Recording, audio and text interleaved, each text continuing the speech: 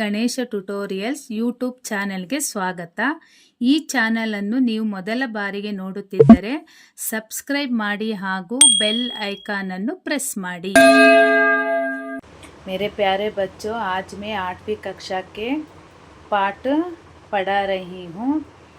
पाठ 5 महात्मा गांधी. पहले वीडियो में इसको अपलोड किया था. आगे के पाठ का अब वीडियो को जोड़ रही हूँ. ध्यान से देखकर पढ़ लेना बच्चों. आगे का पाठ सुनो. श्रवण पितृभक्ति नाटक पढ़कर उन्होंने निश्चय किया कि मुझे भी ಶ್ರವಣ ಕುಮಾರ್ ಜೈಸಾ ಬನ್ನ ಚಾಹಿಯೇ. ಮಹಾತ್ಮ ಗಾಂಧೀಜಿಯವರು ಶ್ರವಣ ಪಿತೃಭಕ್ತಿ ನಾಟಕವನ್ನು ಓದ್ಬಿಟ್ಟು ನಾನೂ ಸಹ ಶ್ರವಣ ಕುಮಾರನ ಥರ ಆಗಬೇಕು ಅಂತ ಅಂದ್ಕೊಂಡ್ರು.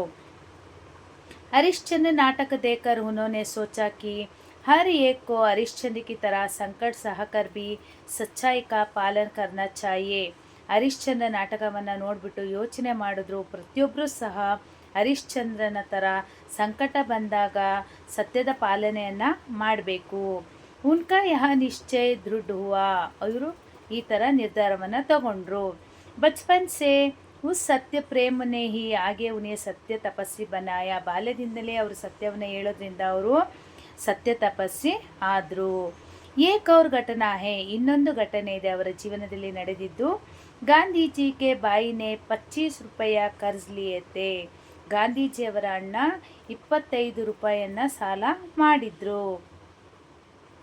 ಬಾಯಿ ಕೆ ಹಾತ್ ಕೆ ಸೋನೆ ಕೆ ಕಡೆ ಸೆ ಏಕ್ ತೋಲಾ ಸೋನಾ ಕಾಟ್ಕರ್ ಕರ್ಜ್ ಜುಕಾಯ್ತಾ. ಅವ್ರೇನು ಮಾಡಿದ್ರಂದರೆ ತಮ್ಮ ಅಣ್ಣನ ಕೈಯಿಂದ ಬಂಗಾರದ ಖಡ್ಗದಲ್ಲಿ 1 ತೊಲ 1 ಗ್ರಾಮ ಬಂಗಾರವನ್ನು ಕಟ್ ಮಾಡಿ ಆ ಹಣವನ್ನು ತೀರಿಸಿದ್ರು.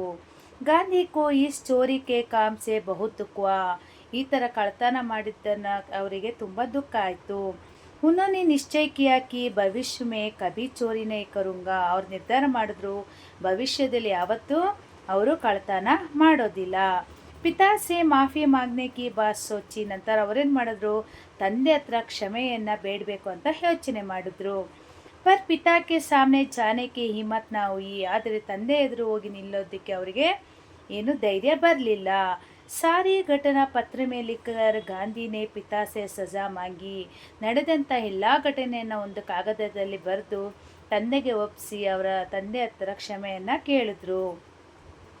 ಪತ್ರ ಪಡ್ಕರ್ ಪಿತಾ ಕಿ ಆಂಕೆ ಬರಹಾಯಿ. ಆ ಪತ್ರವನ್ನು ನೋಡು ತಂದೆ ಕಣ್ಣಲ್ಲಿ ನೀರು ಬಂತು.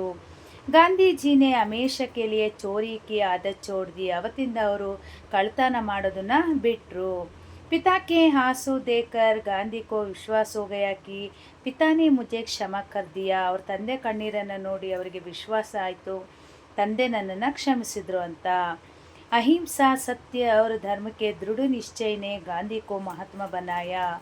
ಅಹಿಂಸೆ, ಸತ್ಯ, ಧರ್ಮ ಮತ್ತು ಈ ಎಲ್ಲ ದೃಢ ನಿರ್ಧಾರದಿಂದ ಅವರು ಗಾಂಧೀಜಿಯವರು ಮಹಾತ್ಮ ಅಂತ ಹೆಸರಿನಲ್ಲಿ ಹೆಸರುವಾಸಿ ಆದರು. अच्छा बच्चों, इस पाठ को अपलोड करती हूँ, ठीक से देखकर पढ़ लेना.